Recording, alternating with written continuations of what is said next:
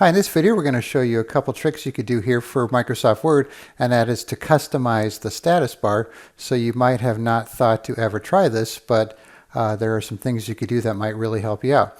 So the status bar is down here, so it gives you some options by default, such as page number, word number, language, text predictions, your zoom slider. You could change your modes here and so on.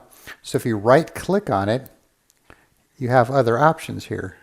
So if you want to turn off some stuff, say you don't want the zoom slider, you could turn that off or turn it back on.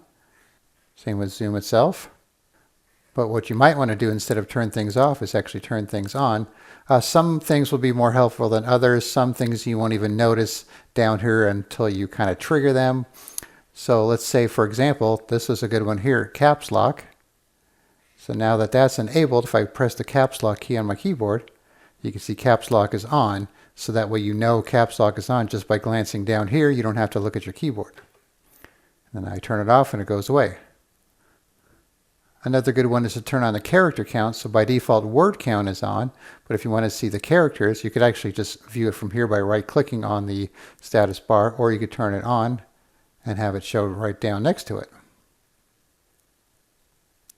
Same with the spelling and grammar check. If you want to turn that on or off. And then when it's on, you could get to the language settings.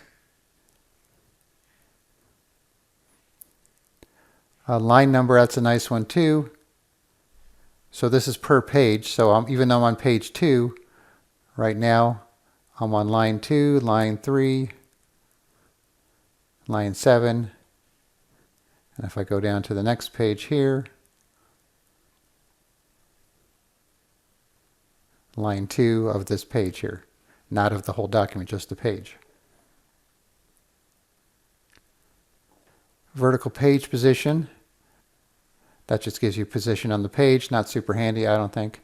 Section's nice, so if you're using like section breaks, you can see what section you're in.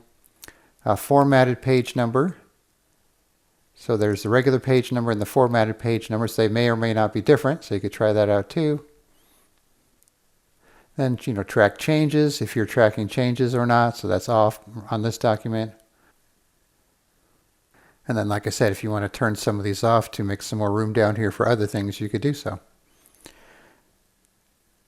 All right, so I would suggest, opening up Word, right-clicking, playing with some of these settings here, turn off the ones you don't need to make room for others, and then enable some other ones that you might find handy.